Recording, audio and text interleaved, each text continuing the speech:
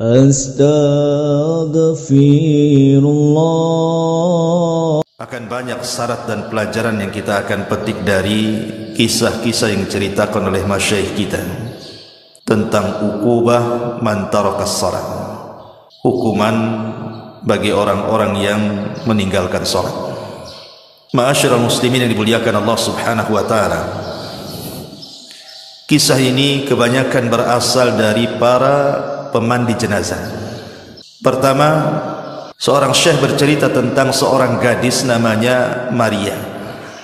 Gadis ini sangat cantik, bahkan memiliki kulit yang sangat putih sekali.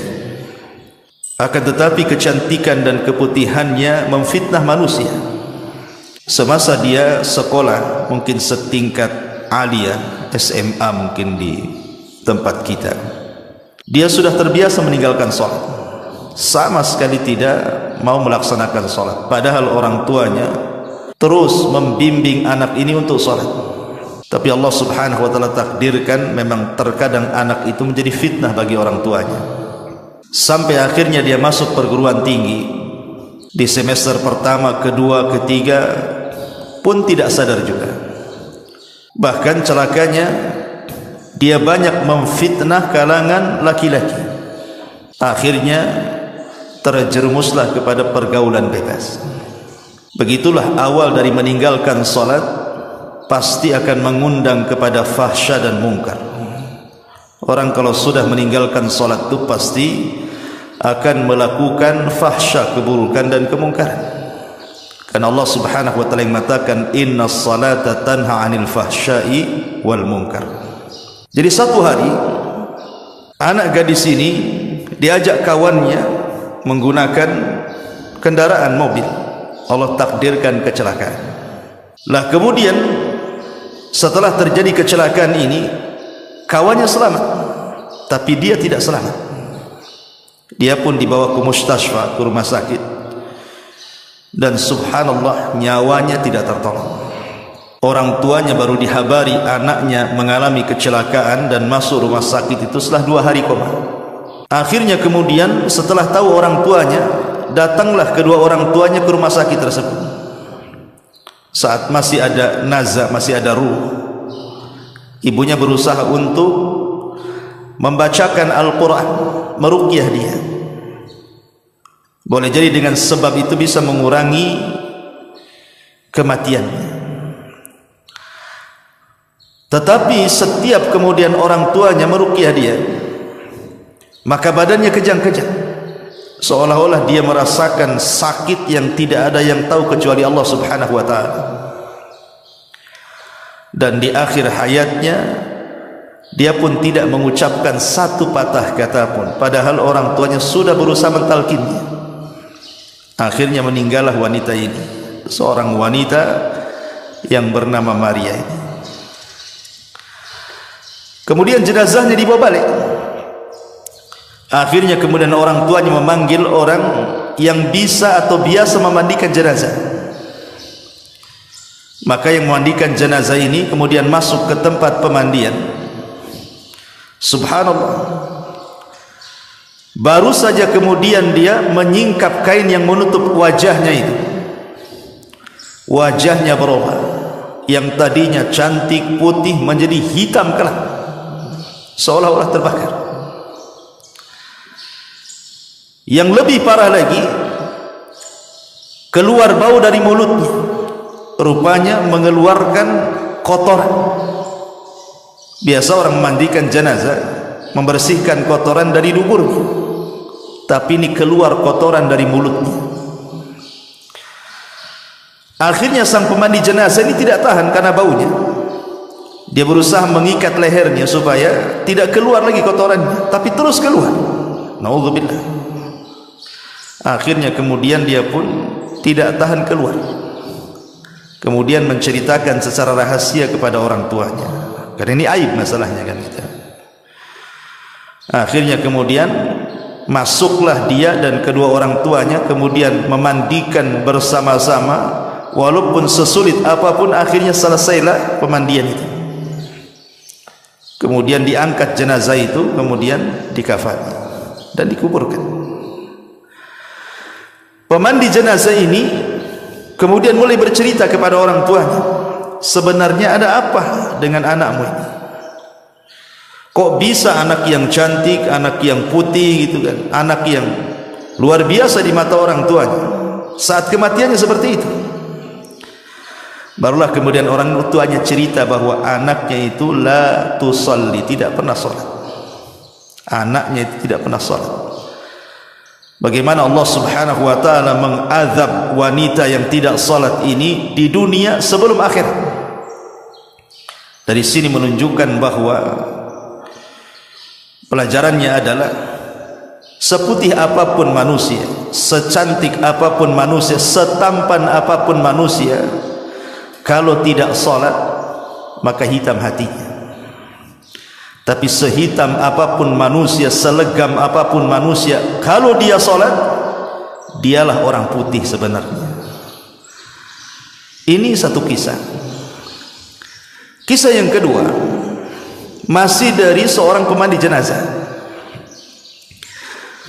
Jadi satu hari ada anak muda meninggal. Kemudian kedua orang tuanya mencari pemandi jenazah. Dapatlah yang memandikan jenazah. Kondisinya sama dengan kisah yang pertama. Jadi ketika kemudian sang pemandi jenazah ini masuk ke ruang jenazah, ke ruang pemandian jenazah itu, dilihatnya badannya biasa-biasa saja. Maksudnya anak ini tampan, putih, tidak ada masalah. Maka sebagaimana biasa, seorang pemandi jenazah tentu menyediakan kapur baru, kemudian juga daun bidara, air dan yang semacamnya, sabun. Yang membuat kaget pemandi jenazah ini, saat disiramkan itu air yang bercampur daun bidara ke wajahnya itu, tiba-tiba berubah wajahnya. Subhanallah, wajahnya yang tadinya putih menjadi hitam kelam, seolah-olah terbakar. Akhirnya dia kaget. Apa yang salah dengan dia? Dia hanya menyiramkan air yang ada campuran bidara ke wajahnya, tiba-tiba seolah-olah menyiramkan air keras, langsung hitam wajahnya. Dia pun ketakutan. Akhirnya kemudian keluar dia. Kemudian dia bertanya kepada jamaah yang hadir di situ, siapa orang tua dari jenazah ini? Tidak ada yang mengaku. Dia berteriak lagi, man abu, siapa bapaknya? Tidak ada yang menjawab. Dia pun berteriak lagi, man abu, siapa bapaknya? Rupanya dari belakang orang-orang yang ramai itu mengatakan, ana abu, saya bapaknya. Kemudian dipanggillah bapaknya, suruh masuk ke ruang pemandian jenazah. Tidak mau. Kemudian dia mengatakan, tolong, itu anak. Akhirnya orang tua ini dipaksa untuk masuk ke pemandian jenazah, masuk juga akhirnya. Kemudian dilihatnya anaknya yang tadinya putih, wajahnya menjadi hitam. Tiba-tiba ayahnya mengatakan apa? Allahu yal'anuka fid dunya wal akhirah. Allahu yal'anuka fid dunya wal akhirah. Allah sudah melaknat kamu di dunia dan di akhirat. Kata yang memandikan jenazah mengatakan, ya fulan, itu anakmu. Kenapa kau laknat dia? Itu anakmu itu. Masa anakmu kau laknat seperti itu? Maka ayahnya bercerita dan mengatakan, demi Allah, aku ini sayang dengan anak, tetapi setiap aku suruh dia salat, dia tidak mau salat. Kupaksa dia salat, dia malah melawan kepada diriku. Allahu yal'anu fid dunya wal akhirah. Semoga Allah melaknat dia di dunia dan di akhirat. Maka yang mandikan jenazah terus mengatakan, jangan kau laknat dia, doakan kebaikan dia, jangan seperti itu anakmu. Akhirnya dia baru sadar. Kemudian orang tua ini menangis. Selepas itu kemudian sepakat orang tua dan yang mandikan jenazah agar jangan menceritakan kepada siapapun. Kemudian jenazah ini dikafani, dibawa ke kuburan. Kemudian sampai di kuburan, yang masuk ke liang lahat ini saudaranya. Ketika sudah sampai di liang lahat, itu jasad itu ada di liang lahat. Di antara sunnah memasukkan jasad ke liang lahat adalah mengarahkan wajah ke kiblat. Itu di antara sunnah. Subhanallah, ketika ini dia hendak mengarahkan wajahnya ke kiblat, ada gerakan di wajahnya. Kaget dia, kok ada gerakan di wajahnya, seolah-olah dia hidup padahal dia mati. Rupanya setelah kemudian dilepas, wajahnya tiba-tiba berputar 180 derajat, berputar, tidak mau mengarah ke kiblat. Diputar lagi, terputar lagi ke arah lain, sampai 3 kali. Akhirnya ketakutan dia. Kemudian dia pun naik ke atas kuburan. Dia mencoba mentelpon ahlul ilmi, ulama, meminta fatwa. Ini gimana nih? Wajahnya nggak menghadap kiblat, asih berbalik ke arah ke belakang kiblat gitu kan. Akhirnya para ulama yang ditelepon dia memberikan fatwa, sudah, kalau memang tidak bisa diarahkan, kuburlah seperti itu. Akhirnya dikubur seperti itu. Kemudian setelah dikubur seperti itu, kemudian ulama yang ditelepon ini oleh saudaranya ini bertanya, aku belum pernah ditanya fatwa soal jenazah yang seperti ini. Saya mau tanya baik-baik, kenapa dengan saudaramu itu? Kenapa seperti itu? Maka saudaranya mengatakan, demi Allah wahai Syekh, orang tua kami mengajari kami baik, mengajari kami sholat, menyuruh kami sholat, tapi saudaraku yang satu ini tidak mau sholat. Kata sang ulama, oh boleh jadi ketika dia benci kepada Allah, Allah benci kepada dia. Ketika wajahnya diarahkan ke kiblat, tidak mau mengarah ke kiblat, maknanya Allah benci dengan dia. Kemudian dia membacakan hadis, man ahabba liqa Allah ahabballahu liqa'ah, wa man kariha liqa Allah karihallahu liqa'ah. Siapa yang cinta berjumpa dengan Allah, ketika di dunia dia cinta berjumpa dengan Allah dengan cara apa? Salat. Karena salat itu perjumpaan kita dengan Allah, ikhwan. Makanya Allah mengatakan dalam Al-Qur'an itu, ketika Allah Subhanahu wa taala mengatakan tentang orang-orang yang melaksanakan salat, memang salat itu lakabiratun illa alal khashiin. Siapa orang-orang khasyi ini? Allah katakan alladzina yadhunnuna annahum mulaqu rabbihim, orang-orang yang mereka yakin dia sedang berjumpa dengan Allah. Jadi orang yang sedang salat itu hakikatnya sedang berjumpa, berdialog dengan Allah. Ketika dia tidak suka berjumpa dengan Allah dalam salatnya, maka Allah benci berjumpa dengan dia. Makanya susah wajahnya diarahkan ke kiblat. Ini kisah yang kedua, kisah tentang orang yang meninggalkan sholat. Kisah yang ketiga, ada seorang yang bernama Karim dan Salim, kakak beradik itu, si Karim dan si Salim ini. Si Karim ini orangnya ahli maksiat, suka meninggalkan sholat, banyak dosa dia lakukan, narkoba lah, macam-macam. Si Salim pula adiknya, orangnya baik, taat beribadah kepada Allah Subhanahu wa taala, tidak pernah meninggalkan salat, birrul walidain, dan luar biasa. Begitulah kadang-kadang dalam keluarga, ada yang baik, ada yang tidak baik. Itu ujian kan itu ya. Terkadang satu keturunan ayahnya baik, belum tentu anak-anaknya baik. Seperti si Karim dan si Salim ini. Lah akhirnya kemudian yang namanya si Salim ini adiknya, begitulah jiwa kalau sudah terbiasa baik, tentu melihat ketidakbaikan tidak akan suka. Itu fitrah itu, karena al-arwahu junudun mujannadah. Ruh itu biasanya tergabung dengan golongannya. Kalau dia orang baik, dia ingin kebaikan. Kalau dia orang jahat, pasti dia cenderung untuk melakukan kejahatan. Begitulah ruh. Jadi Salim ini tiap hari ngasih tahu si Karim, bapaknya, kakaknya, supaya sholat, meninggalkan narkoba, meninggalkan kejahatan, kezaliman, dan begitu seterusnya. Sampai pada waktunya Allah takdirkan si Karim ini kecelakaan juga, kemudian koma. Lah sang adik ini, si Salim ini, karena dia orang soleh, dia ingin mendoakan kebaikan untuk kakaknya, karena kakaknya tahu tidak sholat. Maka ketika koma sudah hampir 1 minggu nih, si Salim ini datang ke rumah sakit. Dia solat, dia berwudu, kemudian solat 2 rakaat, kemudian berdoa kepada Allah, minta supaya sang kakak si Karim ini disembuhkan. Subhanallah, doanya orang saleh, mustajab. Akhirnya dengan pertolongan Allah Azza wa Jalla, Karim ini sembuh. Komanya, sadar dari komanya, kemudian sembuh.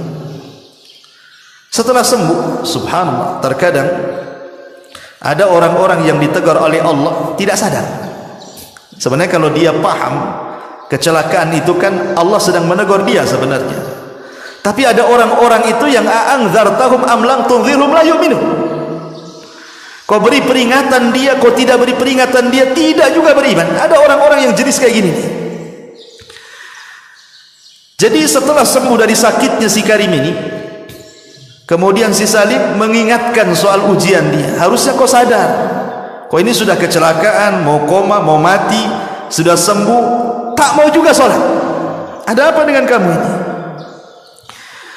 Sampai pada waktunya, rupanya si Karim ini punya kawan maksiatnya, kecelakaan, meninggal. Akhirnya si Karim ini ketakutan dia. Sejak itulah kehidupannya tidak tenang, selalu dimimpikan dengan mimpi buruk. Sampai pada waktunya dia pernah bermimpi melihat kawannya yang sesama ahli maksiat itu sedang diazab Allah Subhanahu wa taala dalam mimpinya. Naudzubillah. Dari situlah kemudian dia tersadar. Akhirnya dia minta maaf kepada adiknya si Salim. Sejak itu dia tidak pernah meninggalkan sholat. Alhamdulillah dapat hidayah. Ini kisah ketiga. Kisah keempat, kisah ini dikisahkan seorang imam masjid. Jadi kisahnya begini.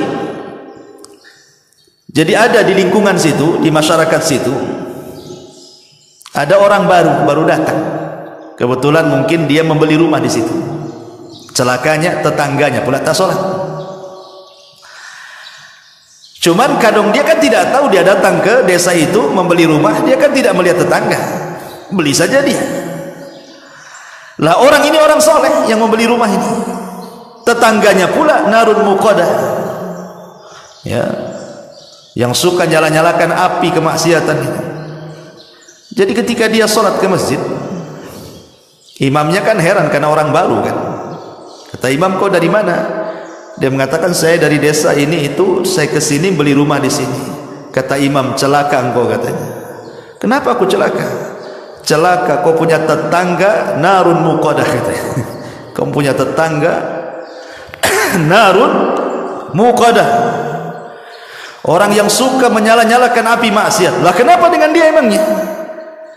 Ya fulan, tetanggamu itu tidak pernah sholat selamanya katanya. Lihat, orang-orang sana itu kadang-kadang masalah-masalah seperti ini kan menjadi sebuah perbincangan gitu ya. Kalau kita punya tetangga gak sholat, mana pedulian tuh. Sholat gak sholat terserah dia lah kan gitu ya. Tapi di sana di Saudi masihlah peduli dengan orang-orang kayak gini. Jadi dia mengatakan, manusia di sini, maksudnya orang satu desa di sini, melaknat dia katanya, karena dia tidak sholat. Belum lagi dia banyak melakukan kezaliman dan kemaksiatan. Itulah berawal dari tidak sholat, akhirnya melahirkan dosa-dosa yang lainnya. Tapi kemudian orang soleh ini yang baru datang beli rumah ini, dia mengatakan, boleh jadi Allah Subhanahu wa taala memberikan hidayah kepadanya. Pulang dia, karena baru 1 hari tinggal di situ. Ditengoknya tetangganya sedang duduk di depan rumahnya, di atabatil bab. Akhirnya dia pun mengucapkan salam, assalamualaikum katanya. Kata tetangganya, waalaikumsalam. Kemudian dia mengatakan, masya Allah, barakallahu fiik katanya. Dipujinya, demi Allah aku baru berkeliling desa di sini, semua manusia memujimu. Semua manusia memujimu katanya. Sampai imam masjid tidak menyebutkan kecuali kebaikan kepada wahai fulan katanya. Padahal sebaliknya. Akhirnya dia mengatakan, yang benar saja, iya, saya ini orang baru di sini, saya baru keliling, saya ketemu orang-orang di masjid-masjid, subhanallah, ketika saya bilang saya tinggal di sini bertetangga dengan kamu, semua manusia mengatakan kau ini orang baik gitu. Subhanallah. Ngambil hati. Akhirnya dia mengatakan, karena engkau adalah tetanggaku yang baik, boleh jadi aku bisa jadi contoh engkau. Bagaimana kalau nanti malam kau makan di rumahku? Akhirnya kemudian dikasih hidangan yang enak nih orang baru, orang baik. Dikasih makan enak. Habis dikasih makan enak, kemudian besoknya dia belikan hadiah yang sangat mahal, dikasihkan ke tetangganya dan mengatakan, mudah-mudahan hadiah ini sebagai imbalan aku ingin menirumu.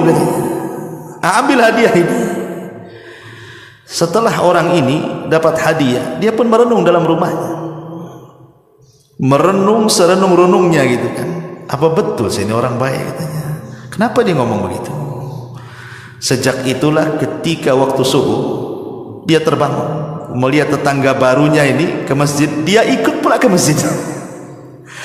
Kemudian dia pun sholat di saf pertama. Imam ini geleng-geleng kepala, karena selama masjid itu terbangun sampai hari itu, itulah sholat fajar pertama dia. Sholat fajar pertama dia. Ketika dia melirik kepada orang baru, senyum-senyum saja orang baru ini. Kata imam, ya fulan, kau apakan orang ini? Kau sihir dia? Dia tidak pernah melangkahkan kaki ke masjid. Macam mana dia bisa tegak di saf pertama pula kan itu?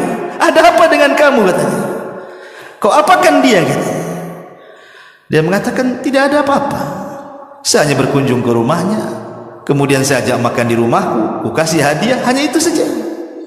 Rupanya Allah berikan hidayah kepada dia. Satu masjid bertakbir Allahu Akbar katanya. Gara-gara orang ini, subhanallah. Ini kisah ikhwatu fiddin muliakan Allah azza wa jalla. Terlepas kisah ini nyata ataupun tidak nyata, saya mendengar dari YouTube gitu, para masyayikh menceritakan. Tapi yang jelas bahwa orang yang meninggalkan salat ini sangat bahaya sekali. Umar bin Khattab radhiyallahu anhu saat menjadi khalifah, dia banyak mengirim surat hampir ke semua wilayah kekuasaannya. Yang pertama Umar tulis adalah perhatian manusia tentang salat. Umar ini pertama dia berkuasa, kemudian Islam berjaya di zamannya, kemudian menyebar Islam ke seantero daerah di mana-mana. Umar pertama kali menyurati daerah-daerah itu mengingatkan soal salat. Kata Umar bin Khattab radhiyallahu an, ihfadhu as-salata fala tudayyi'uha. Jaga oleh kalian salat, jangan kalian lalaikan salat itu, kalau kalian ingin berada dalam lindungan Allah azza wa jalla. Makanya saat Umar bin Khattab radhiyallahu an ditusuk saat salat subuh oleh seorang majusi, Abu Lu'lu al-Majusi. Kemudian Umar pun menghentikan salatnya karena pingsan pada rakaat pertama, hendak ke rakaat kedua ditusuk saat jadi imam. Sampai-sampai dia mengira bahwa dia sedang digigit anjing, dan dia mengatakan apa? Akalatni kalbun, akalatni kalbun. Anjing sedang menggigitku, padahal sedang ditusuk itu dari belakang beberapa tusukan oleh Abu Lu'lu al-Majusi. Orang yang sangat dendam dengan Umar karena Umar membebaskan Persia. Akhirnya di rakaat kedua Umar kan tumbang, yang menggantikan Abdurrahman ibn Auf. Kemudian Abu Lu'lu ini dikejar, kemudian menyabetkan pisau yang ada di tangannya sampai 7 sahabat tumbang dan mati di tempat. Yang lainnya luka-luka. Kemudian dihadang Abdurrahman bin Auf, kemudian dia bunuh diri. Tapi Umar ini sempat diselamatkan. Ketika diselamatkan Umar ini, tabib didatangkan, setiap dimasukkan obat keluar dari bekas lukanya. Kata tabib, Umar tidak mungkin selamat. Umar ketika itu pingsan. Akhirnya kemudian orang-orang berusaha menyadarkan Umar bin Khattab, tapi tak sadar-sadar. Ada orang yang paham kebiasaan Umar itu adalah salat, sehingga kemudian dibisikkan di telinganya dan mengatakan, ya Amirul Mukminin qad shalla, apakah kau telah salat? Subhanallah, hanya semata-mata diingatkan salat, terbangun Umar tuh. Kan heran ya, orang pingsan diingatkan salat bisa bangun. Kita ini tak pingsan, kita ini hanya tidur. Kadang-kadang masjid musola itu bersaut-saut tuh, kadang-kadang corong pula ke jendela dia, tak juga bangun. Oke lah, tidur dia. Yang nggak tidur, yang hidup di jalan-jalan itu, suara azan lah, saut-sautan sana sini pun sudah mati hatinya, tak tergerak juga.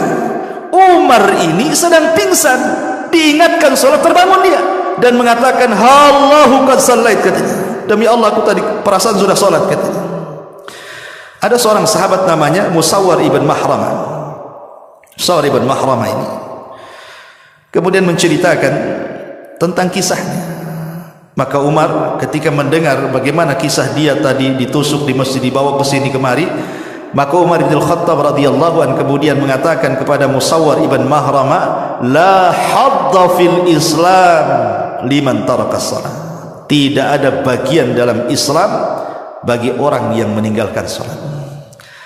Artinya orang yang meninggalkan salat itu tidak layak dimandikan, tidak layak dikafankan, tidak layak disolatkan, tidak layak dikuburkan di kuburan kaum muslimin. Karena orang yang tidak salat itu kafir. Rasul yang mengatakan gitu, al-ahdu bainana wa bainakumus shalah faman tarakaha faqad kafar. Perbedaan kita dengan orang kafir itu di salat. Siapa yang meninggalkan salat, kafir dia. Makanya Syekhul Islam Ibn Taimiyah rahimahullahu taala menukilkan ijma, konsensus ulama, kesepakatan ulama, man tarakas salata jumlatan faqad kafar ijma'an. Siapa yang meninggalkan salat secara jumlah, maknanya lebih banyak meninggalkan dibandingkan melakukan, kafir secara ijma ulama. Tidak ada khilaf. Yang menjadi khilaf ulama tentang orang meninggalkan salat apakah dia kafir atau tidak itu yang meninggalkan sekali-kali. Dia salat tapi meninggalkan sekali-kali.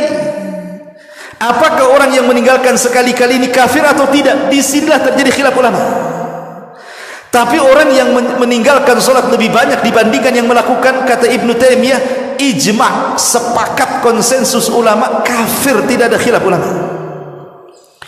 Tapi kalau yang sekali-kali meninggalkan, di sini khilaf ulama. Kata Syekh Albani rahimahullahu taala, lihat meninggalkannya. Kalau meninggalkannya dia kufur dengan kewajibannya, kafir. Tapi kalau meninggalkannya hanya karena malas, hanya karena ada hal-hal yang menjadikan dia tidak sholat, ini tidak kafir, hanya fasik saja. Walaupun sebagian ulama lebih besar atau jumhur ulama mengatakan tetap kafir. Orang yang meninggalkan sholat walaupun sekali dua kali, dia harus syahadat lagi. Kenapa? Karena tidak ada satu dosa di mata para sahabat kalau meninggalkan bisa kufur kecuali sholat. Tidak ada satu dosa yang kalau ditinggalkan bisa kufur di mata para sahabat kecuali sholat. Artinya yang meninggalkan sekali-kali saja dikhilafkan tuh, apakah dia kafir atau tidak, kan? Bagaimana orang yang meninggalkan sholat secara jumlah, apalagi secara keseluruhan tidak sholat sama sekali? Ingat satu kisah yang pernah saya kisahkan waktu khutbah Jumat. Ketika ada seorang ibu menceritakan soal anaknya, kan? Anaknya dari kecil sampai remaja sampai dewasa tidak pernah senang hidupnya. Ada saja masalah. Entah masalah di pekerjaannya, entah masalah di kesehatannya, entah masalah di perjodohannya, pokoknya banyak masalah, sampai akhirnya anaknya terbaring kaku, kena stroke, tidak bisa apapun. Sehingga ibunya, namanya ibu kasihan dengan anaknya, berusaha meminta fatwa kepada ulama dan mengatakan, ya Syekh, ada apa dengan anak saya? Apakah anak saya tersihir dari kecil sehingga hidupnya saya lihat tidak pernah senang? Apakah anakku masyhur disihir? Kata Syekh tidak langsung mengiyakan, dia hanya mengatakan, apa anakmu sholat? Disinilah jawabannya, kata ibunya, anakku tidak pernah sholat. Kata Syekh, itulah masalahnya. Kenapa anakmu tidak pernah senang dari kecil, remaja sampai dewasa? Karena anakmu tidak sholat. Kemudian Syekh menceritakan, kenapa anakmu tidak sholat sehingga tidak pernah merasakan kesenangan hidup? Ingat, sholat itu adalah tali yang menghubungkan kita dengan Allah. Makanya sholat disebut sholat, diambil dari kata silah. Silah itu artinya hubungan, hubungan antara kita dengan Allah, makanya disebut sholat. Karena sholat itu kita sedang berhubungan dengan Allah. Ketika tali penghubung kita dengan Allah terputus, artinya terputus juga perlindungan Allah dengan hambanya.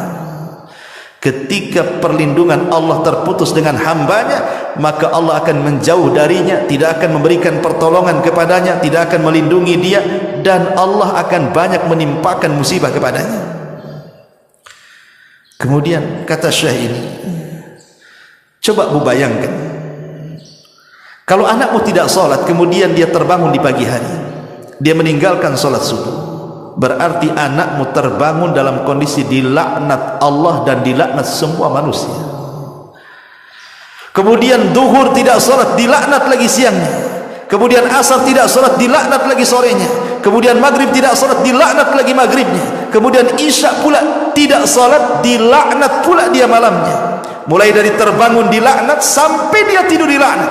Macam mana anakmu akan mendapatkan rahmat sementara dia dilaknat 5 kali sehari oleh Allah Azza wa Jalla?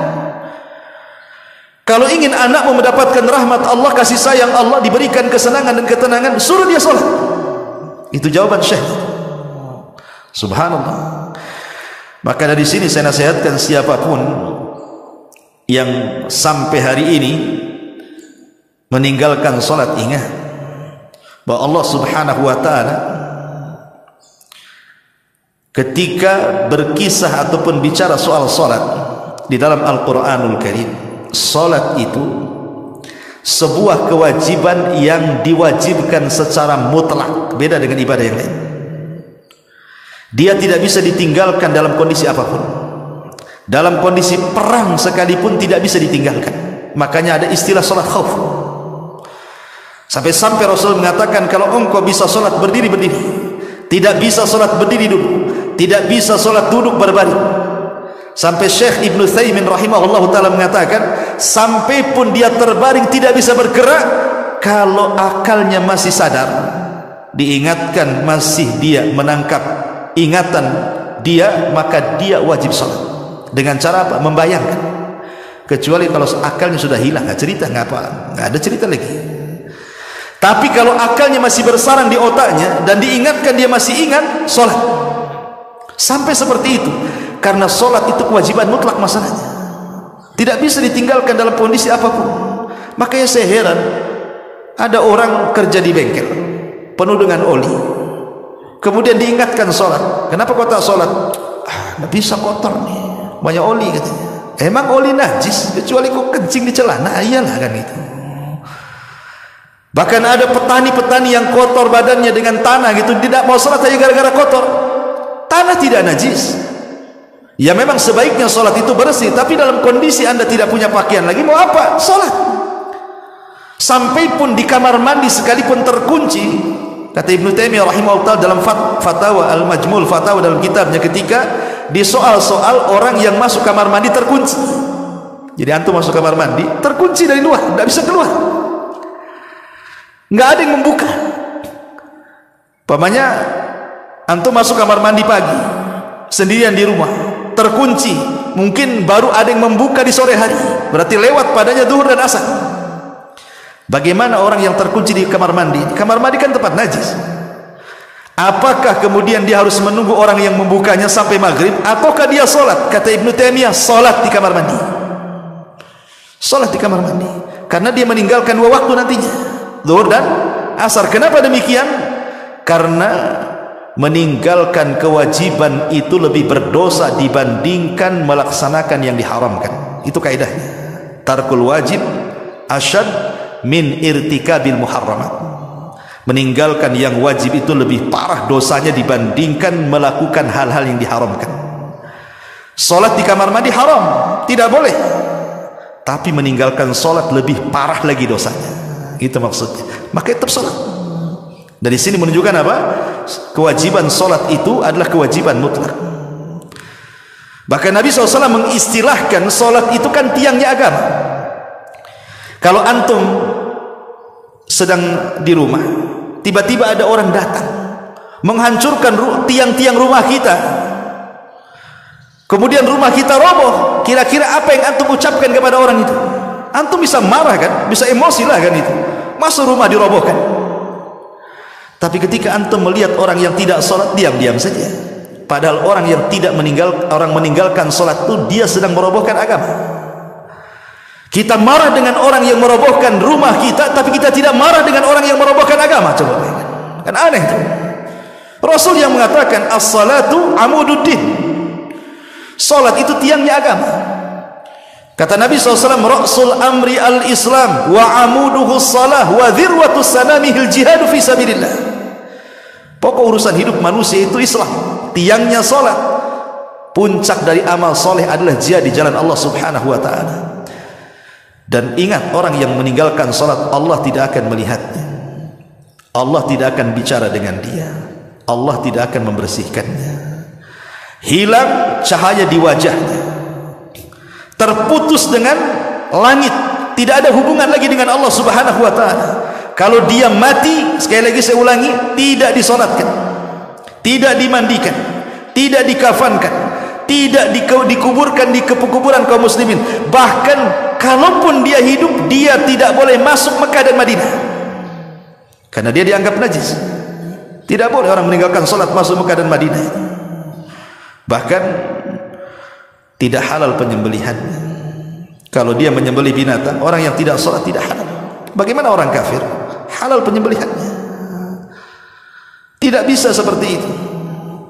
Bahkan kalau kita melihat di permulaan dakwah Rasul, surat yang pertama turun apa? Iqra. Rasul disuruh belajar. Kemudian surat setelahnya Al-Mudaththir dan Al-Muzammil. Muzammil itu perintah salat, walaupun salat sunnah. Kemudian setelah itu turun surah Al-Fatihah. Lah dari sini menunjukkan bahwa kalau kita perhatikan dari surat-surat yang awal-awal turun saja, itu tekanannya kemana? Ke salat. Ya, karena turun surah Iqra, kemudian Mudaththir, kemudian Muzammil, kemudian surah Al-Fatihah turun. Karena dalam salat itu kan tidak bisa seseorang itu sah kecuali membaca surah Al-Fatihah. Kalau surat-surat yang lain itu boleh dibaca, boleh tidak, sunnah hukumnya, tapi Fatihah tidak bisa ditinggalkan. Makanya kenapa kemudian permasalahan salat ini permasalahan yang serius dalam Islam? Karena dialah yang menjadikan kejayaan Islam itu sendiri. Ingat Imam Mahdi kelak di akhir zaman, dalam hadis yang panjang sekali soal turunnya Isa bin Maryam. Ketika pasukan Dajjal itu mengepung pasukan Imam Mahdi di Bukit Tursina, pasukan Imam Mahdi dan kaum muslimin tidak sanggup melawan Dajjal, sehingga kepala kerbau lebih berharga dibandingkan uang dinar dan dirham, karena mereka kelaparan masalahnya. Sampai akhirnya pasukan Al-Mahdi mengatakan kepada Imam Mahdi, kalau kita tetap bertahan di bukit ini, kita akan mati sia-sia. Sebaiknya kita bertempur, hidup mulia atau mati syahid. Akhirnya mereka sepakat, menang kalah besok turun. Ketika di waktu subuh adzan dikumandangkan, tiba-tiba langit gelap. Kemudian dari langit ada cahaya, rupanya Isa bin Maryam turun diapit dua malaikat. Kemudian menemui kaum muslimin yang ada di Bukit Tur. Ketika itu qomat mulai dikumandangkan. Kemudian Imam Mahdi mengatakan, taqaddam ya ruhallah, silahkan kau yang jadi imam wahai Isa. Tapi Isa menolaknya dan mengatakan, setiap kaum ada imamnya, kau saja. Akhirnya Imam Mahdi menjadi imam. Kemudian Nabi Isa menjadi makmum di belakang Al-Mahdi, salat fajar. Kemudian setelah itu, setelah selesai salat, Isa mengusap semua wajah pasukan kaum muslimin di bawah kepemimpinan Al-Mahdi dan menyebutkan tempat tertinggi di sorga. Bukan mereka akan masuk sorga, tapi menyebutkan tempat tertinggi di sorga. Maka berbahagialah orang-orang yang diusap Isa bin Maryam kala itu. Maka setelah itu mereka turun gunung, kemudian menghancurkan tentara Dajjal, dan Dajjal mati di tangan Isa bin Maryam. Syahidnya apa di sini? Kemenangan peperangan Al-Mahdi dan juga Isa melawan Dajjal dilakukan setelah salat fajar. Syahid di sini. Makanya ada seorang jenderal Israel dimuat dalam majalah. Dia mengatakan kalau seandainya salat subuh di Palestina itu sebanyak salat Jumat, kalau setiap masjid di Palestina salat subuhnya sebanyak salat Jumat, Israel akan tumbang dengan sendiri, karena kekuatan ada di situ. Artinya kalau kita cerita tentang kekuatan-kekuatan Islam, Islam harus jaya, Islam harus kuat. Kalau masjidnya kosong, menghayal Anda. Kekuatan itu ada di masjid. Makanya kata ulama mengatakan, kalau seandainya manusia itu bisa mereka merekatkan kekuatan dalam masjid, itulah kekuatan yang hakiki umat Islam. Karena mereka sedang menyambung hubungan mereka dengan Allah, disitulah Allah memberikan pertolongannya. Jadi salat ini perkara yang sangat penting sekali. Jadi saya nasihatkan kepada siapapun yang meninggalkan salat, bertobatlah kepada Allah Subhanahu wa taala, karena hukumannya di dunia ada sendiri, di kuburan ada sendiri, di padang mahsyar ada sendiri, bahkan di neraka disediakan satu neraka yang disebut dengan sakor. Masalakakum fi sakor. Kenapa kalian bisa masuk neraka sakor katanya? Apa jawaban penduduk neraka sakor? Qalu lam naku minal musallin, karena kami tidak salat. Bahkan suatu hari Nabi SAW pernah diperlihatkan satu azab kubur yang mengerikan. Dilihatnya Nabi SAW ada orang yang ditelentangkan. Dia sedang terlentang tuh satu orang. Kemudian di sampingnya ada orang berdiri membawa batu. Kemudian batu itu dibenturkan di kepalanya sampai hancur. Kemudian orang yang membentur batu ini pergi mencari batu lain. Setelah dapat batu lain, datang lagi, kepalanya sudah balik lagi semula. Dibenturkan lagi, cari lagi batu, datang lagi, bentuknya menjadi semula lagi. Subhanallah, kullama nadijat juluduhum badalnahum juludan ghairaha liyadhuqul adab. Setiap dihancurkan kepala mereka, Allah ganti dengan kepala baru. Setiap dihancurkan, Allah ganti dengan kepala baru, sampai merasakan azab Allah. Nabi SAW sampai heran, bertanya kepada Jibril, "Mahadha?" Ada apa dengan orang ini? Maka Jibril memberitahu Nabi SAW, orang ini adalah man nama an salatil maktubah. Dia orang yang tidur saat datang salat wajib. Setiap datang salat wajib malah tidur. Datang duhur tidur, datang asar tidur, datang maghrib tidur, datang isya tidur. Subhanallah. Ini hukumannya, ini di kuburan ya. Kalau di dunia jelas, pasti saya pastikan orang yang tidak pernah salat hidupnya akan kacau dan tidak akan tenang. Kenapa? Karena Aisyah menceritakan, kana Nabi sallallahu alaihi wasallam idza hajabahul amru fazi'a ila salat.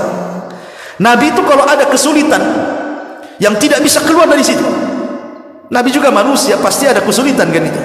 Aisyah radhiyallahu anha mengatakan, Nabi itu kalau ditimpa kesulitan yang sangat menyulitkan bagi dia langsung salat. Jadi untuk memecahkan kesulitan itu adalah salat. Ya, salat itulah yang kelak akan mengurai masalah. Makanya ketika Nabi Ibrahim alaihi salatu wassalam ditangkap istrinya oleh raja zalim, raja Fir'aun Mesir, dan hendak kemudian digagahi kehormatannya, Ibrahim salat. Dia munajat kepada Allah untuk diselamatkan istrinya. Akhirnya istri diselamatkan. Makanya kata para ulama mengatakan bahwa puncak daripada setiap kebingungan, puncak dari setiap permasalahan dunia, karena anda tidak salat. Karena anda tidak salat. Sampai seorang syekh bercerita, ada pengusaha kaya raya sakaya-kayanya, kaya raya ya, tapi kekayaannya tidak bisa menenangkan hatinya. Banyak masalah, masalah anaknya, masalah istrinya, masalah kesehatannya, masalah perusahaan, padahal kaya, hidupnya tidak pernah tenang. Jadi dia punya karyawan orang kulit hitam. Karyawan ini orang kulit hitam, gajinya paling rendah sendiri di perusahaannya. Di antara staf-stafnya dialah yang paling rendah sendiri penghasilannya, gajinya itu. Tapi dia pandang, dia pula yang paling enjoy kerjanya. Enggak ada beban, enggak ada keluhan, enggak ada apa-apa. Jadi pemilik perusahaan ini heran, memanggil orang berkulit hitam itu. Aku lihat kok tenang-tenang saja hidupmu, kok biasa saja, kok gaji paling kecil, tapi saya lihat paling banyak tertawa, paling banyak tersenyum, enggak ada beban bagi hidupmu. Apa rahasiamu katanya? Dia mengatakan, tidak ada apa-apa wahai Tuhan, saya hanya berusaha menjaga 5 waktu sholat. Itulah rahasia ketenangan. Sejak itulah dia meniru orang yang berkulit hitam yang karyawannya itu. Subhanallah. Disitulah rahasia dibalik keajaiban sholat. Subhanakallah bihamdika, asyhadu an la ilaha illa anta astaghfiruka wa atubu ilaik. Allahu ta'ala alam. Assalamualaikum warahmatullahi wabarakatuh.